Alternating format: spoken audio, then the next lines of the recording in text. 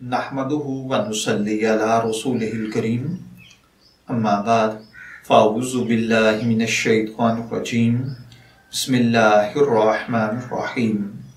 अस्सलामु अलैकुम dear viewers, आपके फेवरेट इंफॉर्मेटिव चैनल फतवा ऑनलाइन से मैं हूं शब्बीर अहमद।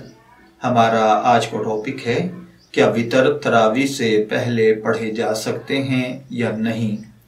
देखिए भाइयों और बहनों, तरावी में जो तरीका मनकूल है वो ये है कि पहले इशा के फ़र्ज़ और सुन्नत पढ़ें, फिर इसके बाद तरावी पढ़ें, फिर उसके बाद वितर की नमाज़ पढ़ें। ये तरीका सुन्नत के मुताबिक है।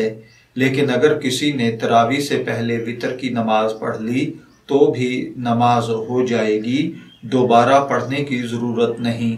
अलबत्ता ये तरीका सुन्नत के ख़िलाफ़ है, लिहाजा उज़र के बगैर ऐसा करना या इसकी आदत बनाना ये दुरुस्त नहीं है। वितर रमज़ानुल मुबारक में बाजमात अदा किया करें। मैं दुआगो हूँ कि अल्लाह ताला हमें इन बातों को समझकर इनके मुताबिक अमल करने की तौफीक अता फरमाए। शब्बीर अहमद को इजाज़त दीजिए, फिर हाजिर होंगे किसी नए टॉपिक के साथ। तब तक के लिए अल्लाह हाफिज़।